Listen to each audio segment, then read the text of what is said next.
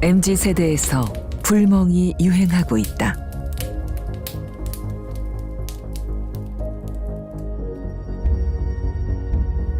타오르는 불길을 보며 잡념을 없애는 불멍이 아닌 불상을 보고 넋을 잃는다는 의미의 불멍이다.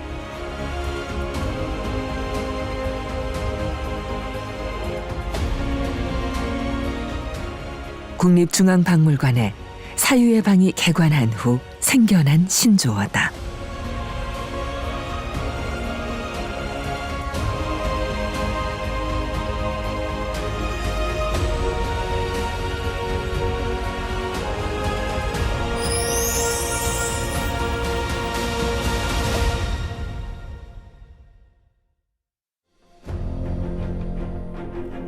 한민족의 반만년 역사와 문화의 상징 국립중앙박물관. 지난 11월 12일 이곳에서 새로운 역사가 시작됐다. 두 점의 반가사유상을 보기 위해 불과 석 달 사이 20만 명이 넘는 관람객이 다녀갔고 그중 상당수가 젊은 세대다.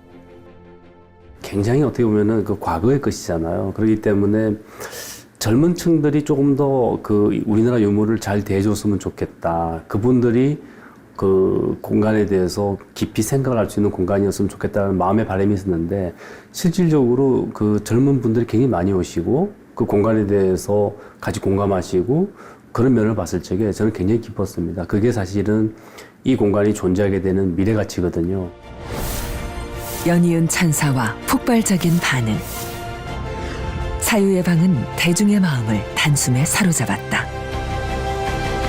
준비하면서는 힘들었고 그리고 준비하면서 또 이걸 좋아하실 관람객들을 생각했을 때는 사실 이 공간에서 저도 힐링을 느꼈듯이 많은 사람들이 이 공간에서 위안을 받을 거 생각하면 그 공간을 조성하는데 힘들었지만 사실 네, 마음이 짠하더라고요.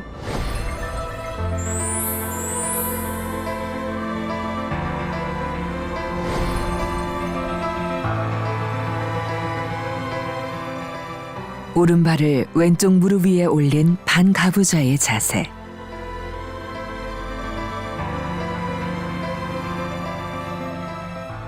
한 손을 살포시 뺨에 대고 사유에 잠긴 모습.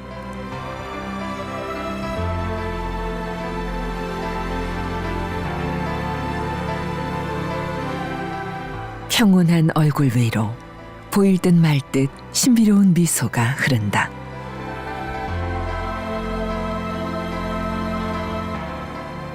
닮은 듯 다른 두 불상, 신앙의 경지를 최고의 예술로 승화시킨 국보 반가사유상이다. 예전 석가모니 부처가 태자 시절에 인생의 어떤 고뇌, 어떤 고통을 생각했던 일화에서 비롯됐다는 이제 설이 하나 있고요. 또 하나는 이제 그 보살을 표현할 때도 반가의 자세로 표현했다라고 하는 것을 알 수가 있습니다. 그래서 반가사유상은 어떻게 보면 수행자의 고뇌와 그리고 긴 생각 끝에 깨달음을 표현하는 그런 상이라고 할 수가 있습니다. 삶과 죽음의 문제를 뛰어넘기 위해 고뇌에 빠진 시다르타 태자. 미래 세상 중생 구제를 위해 도솔천에 머물고 있는 미륵보살. 어느 쪽도 아직은 깨달으니 부처가 되기 전의 존재들이다. 공통점은 사유. 화려하면서도 간결한 생동감 넘치는 모습 속에 부처의 길로 가고자 하는 이들의 간절한 서원이 깃들어 있다. 반가 자세와 사유, 사실은 쉽지 않은 자세예요. 한번 앉아보시면 그렇게 앉기가 굉장히 힘들어요. 허리를 굉장히 구부려야 된단 말이죠. 근데 그런데 이제 꼿꼿하게 앉았어요. 두 상 다. 그러다 보니까 손가락이 굉장히 길어졌죠. 뺨에 대려고 하니까. 그러니까 여기저기 사실 실제와는 다른 왜곡된 자세로 앉아있지만 우리는 아무도 눈치채지 못해요. 그만큼 이 반가사유상은 자세 하나만 가지고도 충분히 그 가치를 조명할 수 있다고 저는 생각합니다.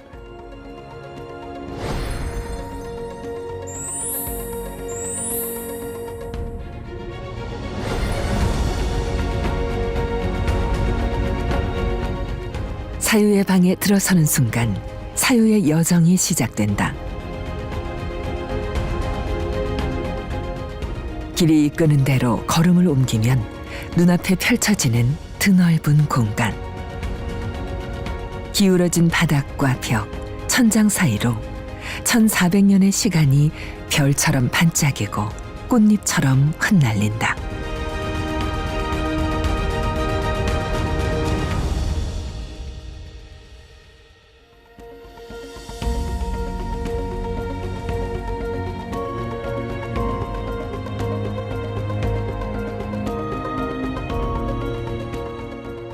시간과 공간을 초월해 두루 헤아리며 깊은 생각에 잠기는 나만의 시간이 선물처럼 주어진다.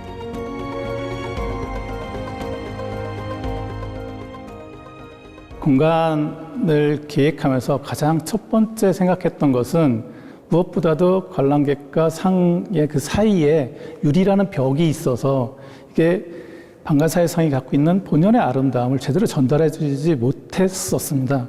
그래서 새로운 공간을 만든다면 반드시 진열장이나 장을 쓰지 않고 순수하게 노출시켜서 관람자와 상가의 사이에 아무것도 장애 요소가 없이 그대로 온전하게 바라볼 수 있고 그 아름다움을 전달받을 수 있는 그런 곳이 필요하다.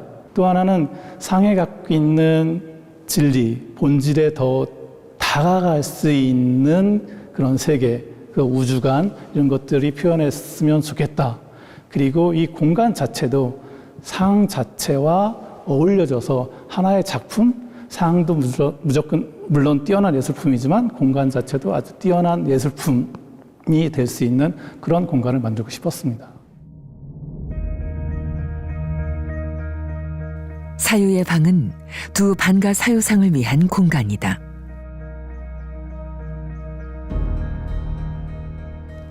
반가사유상이 전하는 이야기에 귀 기울이기 위해 찾아온 나를 위한 공간이다.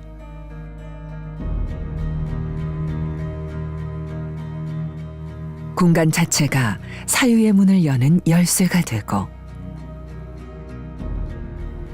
공간이 지닌 힘으로 산만하게 흩어져 있던 오감을 지금 바로 여기에 집중하는 순간 나의 사유가 시작된다. 국립중앙박물관 최초로 건축가와의 협업을 통해 이뤄낸 성과다. 반가사유상이 워낙 귀중한 유물이고 우리나라에서 내세울 수 있는 대표적인 유물이기 때문에 건축가로서는 굉장히 영광스러웠고 한편으로는 굉장히 긴장되게 됐었습니다. 그래서 이것을 어떻게 잘 표현할 수 있을까에 대해서 고심을 굉장히 많이 한 프로젝트였습니다. 반가사유상만 가장 안정적으로 그 방에 존재하는 거거든요.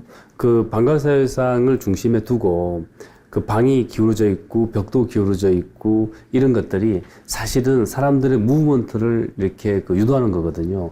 우리가 자연스럽게 앞을 270도를 바라보게 되는데 뒤에 있는 공간들까지 느끼거든요. 그게 공간의 감각이라는 것을 인지하는 인간의 가장 중요한 감각 중에 하나인데, 그래서 이 공간은 두 불상을 중심으로 굉장히 공감각을 일으키는 그런 공간이라고 저는 생각합니다. 무한하고 영원한 세계를 그려내듯 천장을 뒤덮은 2만여 개의 봉은 중생의 염원으로 빛을 발하고 흙과 숯, 우추로 조성한 공간엔 자연이 뿜어내는 맑은 기운이 그윽하다.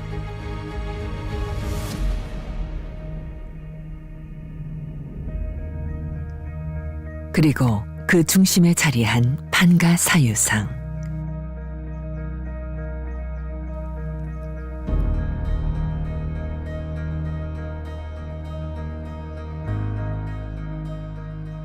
7세기 전반과 6세기 후반 50여 년의 시간차를 두고 삼국시대 최고의 기술이 빚어낸 시대의 걸작이다.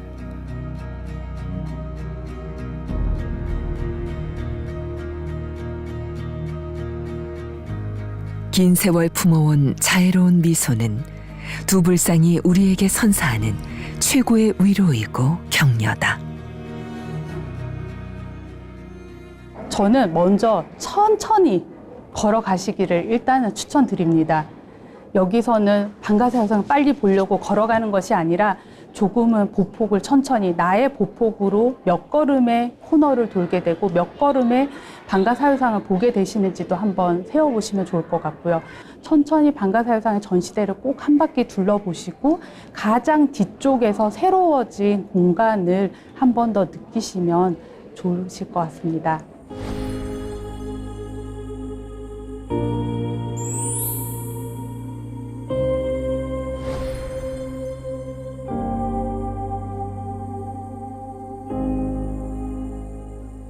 보는 이의 시선에 따라 불상을 비추는 조명에 따라 시시각각 변하는 오묘한 미소.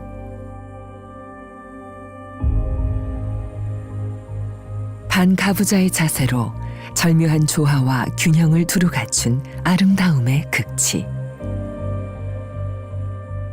반가사유상은 언제 어디에서 처음 조성됐을까? 제일 먼저 그 자세의 상에 나오는 건 간다라입니다. 기원 후 2세기 때의 상황이고요. 그렇게 해서 처음 시작된 이 반가사유상이 중앙아시아에도 나옵니다. 키질석굴에도 아주 이쁜 모습으로 나오고 벽화로도 나오고 도낭석굴 제법 많습니다. 중국에서는 가장 빠른 게 이제 5세기 후반부터 시작을 하는데 명문은 있는 얘들을 보면 태자상 이렇게 적혀 있거든요. 그러다가 조금 더 시간이 지나면 태자상도 여전히 있지만 미륵이라는 이름을 단 반가사유상이 또 생겨납니다. 그러니까 정리하면 중국에서 처음 들어왔을 때는 시다다 태자로 들어왔다가 6세기로 넘어가면 공존하다가 오히려 태자상은 점점 좀 줄어드는 추세이고 미륵이 좀 더 많아지는 추세로 중국에서는 끝이 납니다.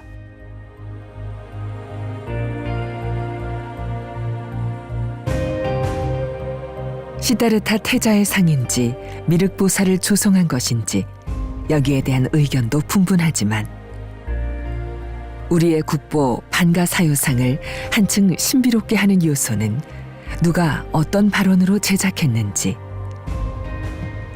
1400여 년이 흐른 지금까지도 어떻게 완벽하게 보존될 수 있었는지 밝혀진 바가 전혀 없다는 점이다. 두 점의 국보 반가사유상은 사실 어떻게 발견되었는지 정확히 알려진 것이 없습니다. 1912년에 이제 구입되었다는 기록 정도가 남아 있습니다. 지금 오른쪽에 전시되어 있는 반가사유상 같은 경우는 신라로 추정되고 있습니다. 그 이유는 현재 경주나 경북 지역에 남아 있는 마애불과 석조불상이 이제 같은 이제 형식으로 제작되었고, 특히 일본에 남아 있는 그 코류지 목조 반가사유상 같은 경우는 거의 쌍둥이처럼 똑같은 형태를 하고 있는데 신라에서 전래된 것으로 알려져 있습니다. 왼쪽에 있는 반가사유상 같은 경우는 아직까지는 이제 고구려 백제 신라 여러 이제 제작지설이 있는데요. 뭐 백제적인 요소도 보이고 분명 여러 신라라든지 고구려적인 면모도 보이고 있어서 향후에 학계의 연구가 조금 더 진전되면 많은 것을 알 수 있을 것으로 생각됩니다. 교토 고류지에 모셔진 목조 반가사유상, 일본의 국보로 손꼽히는 불상이다. 이건 같은 사람이 만든 거 아니야 싶을 만큼 양식이 같죠. 근데 저는 이제 물론 당연히 신라에서 만들어서 보낸 거라고 생각하는데 그 근거는 일본 서기입니다. 일본 서기에 622년에 신라에서 불상을 만들어서 핫다데라에 보냈다라는 기록이 있습니다. 핫다데라는 진사입니다. 그러니까 진나라 진자의 진사인데 이 핫다데라 진사가 바로 고류지의 전신입니다. 고류지의 반가사유상을 극찬한 독일 철학자 칼 야스퍼스. 그가 만약 사유의 방을 보았다면 어떤 말을 남겼을지 궁금해진다. 전 세계에 한 70여 점의 완성된 방가사회상이 있었는데 그걸 다 조사해 보니까 그중에 가장 아름다운 방가사회상이 우리가 갖고 있는 2점과 일본 광룡사에 있는 목조 방가사회상, 이 3점이 가장 아름답고요. 그 다음에 가장 큰 거대한 방가사회상은 복원하면 3m가 넘는 그 봉화 북지리에서 발견돼 가지고 지금 경북대 박물관에 소장돼 있는 전시돼 있는 방가사회상입니다. 결국은 한국이 방가사회상에 있어서만큼은 가장 독보적인 그 방가사회상의 신앙적인 측면뿐만 아니라 조형적인 예술적인 측면까지 가장 완성된 국가가 아닌가라는 것에 대해서 저는 엄청난 자부심을 느꼈고요. 한국뿐만 아니라 전 세계 사람들한테 알리는 것, 그 아름다움을 느낄 수 있게 하는 것에 대해서 내가 적극적으로 활동하고 선전하고 알려야 되겠다 이런 생각을 가지게 되었습니다.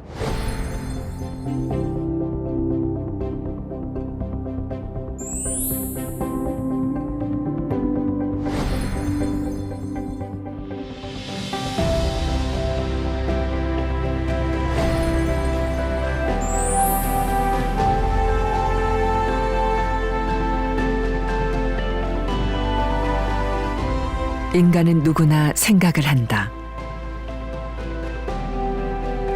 인간을 가장 인간답게 만드는 것이 바로 생각, 사유다.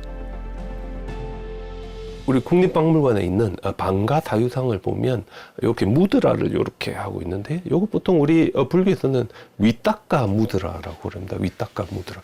그래서 이 불교에서는 보통 이 위닦가 무드라가 부처님의 일생에서 부처님이 최초로 궁궐을 나와서 깊은 생각에 잠기셨을 때 그때 최초로 부처님께서 초선에 들었다고 이제 저희들이 일반적으로 이야기하는데 바로 그때 위탁가가 등장합니다. 무슨 이야기인가 하면 부처님이 최초로 궁전에 나와가지고 이제 농사 일을 하는 농부가 이렇게 밭을 가는 쟁기가 이렇게 땅을 지나가는 모습을 보셨을 때 땅이 이렇게 파헤쳐지면서 땅에서 지렁이들이 나오니까 날라갔던 새가 와서 이제 이걸 잡아먹습니다. 그죠? 그래서 부처님께서 요걸 이렇게 깊이 쳐다보시다가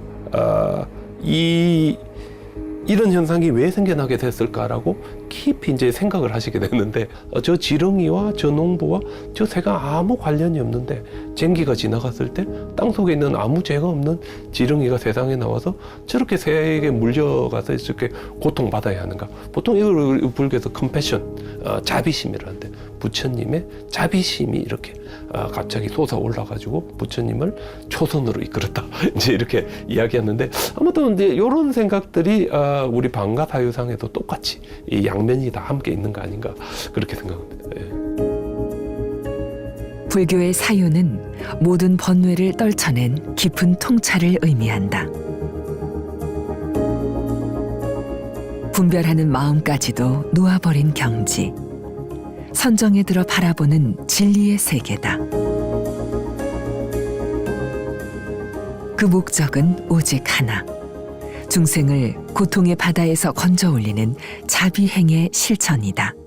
국립박물관에 있는 방가사유상을 마이뜨레야라고 한다면 이 마이뜨레야 퓨처 부다, 그러니까 미래의 미륵불이 되실 이 마이뜨레야가 지금 현재 천상세계에서 아주 깊은 고민에 잠기는데 어떤 고민에 잠겼을까 했을 때 이제 이것도 이제 2가지입니다. 연기의 도리를 골똘히 이제 생각하시면서 살포시 미소를 지으실 수도 있고 아니고 만약에 이 마이뜨레야가 천상세계에서 이 인간세계에 있는 모든 생류들이 엄청나게 고통받고 살아가는 모습을 보시고 깊은 생각에 빠지신다면 이거는 어떤 중생들에 대한 자비심의 발로로 언젠가는 내가 저 세계, 인간 세계에 내려가서 저 모든 생류들을 내가 구하는 역할을 하겠다.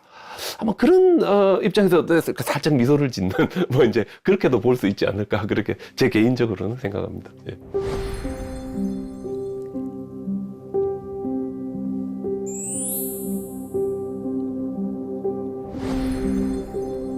(1400여) 년의 긴 세월, 이 땅의 중생들은 두 반가사유상을 우러르며 수없이 많은 소원을 빌었을 것이다. 누군가는 스스로 보살이 되고 부처가 되기를 서원했을 것이다. 세월이 흐른 지금도 반가사유상은 21세기의 과학기술과 미학이 집약된 사유의 방에서 변함없이 대중과 소통하고 있다. 과거와 현재가 끊임없이 대화하며 내일의 상생을 꿈꾸고 있는 것이다. 인간은 그 수명이 한계가 있잖아요. 근데 인간이 만들어 놓은 그 문화유산이라는 것은 인간의 수명을 훨씬 넘어서는 거거든요. 그래서 이 방가사유상의 그 표정, 이런 것이 어떻게 보면은 1400년 전의 것이 아니라 1400년 전에부터 출발된 지금까지 가지고 있는 미소거든요. 그리고 이 미소가 지속돼야 되는 거거든요. 지구상에 여러 종교가 있지만 종교의 가장 깊은 핵심 철학은 사유라고 저는 생각합니다. 그리고 특히 불교에서의 사유는 이 깨달음으로 가는 가장 좋은 방편 중에 하나가 사유이기도 하고요. 바로 지금 이 순간에 우리의 의도를 어떻게 선하게 가지고 갈 건가를 우리가 끊임없이 생각하면서 우리의 의도를 선하게 한다면 우리의 미래의 행복이 바로 지금 이 순간에 만들어지기 때문에 우리에게 삶의 지평을 주는 그런 사유 방식이 아닐까 생각합니다. 방가사유상에 다가가시면 두 분의 미소가 나를 반겨주는데요. 이 두 분의 사유에 나도 동참하신다면 이 방가사유상의 미소가 나에게 조금 더 따뜻하고 특별하게 다가올 거라고 생각이 듭니다. 세상을 있는 그대로 꿰뚫어 보는 지혜의 눈을 뜨면 누구나 부처가 될 수 있다. 불교에 그토록 많은 불보살이 존재하는 이유다. 21세기의 부처가 절실한 시대, 나와 당신 모두의 행복을 위해 우리는 어떤 사유를 해야 할 것인가? 사유의 방이 이끄는 사유의 여정이 그 해답을 제시할 것이다.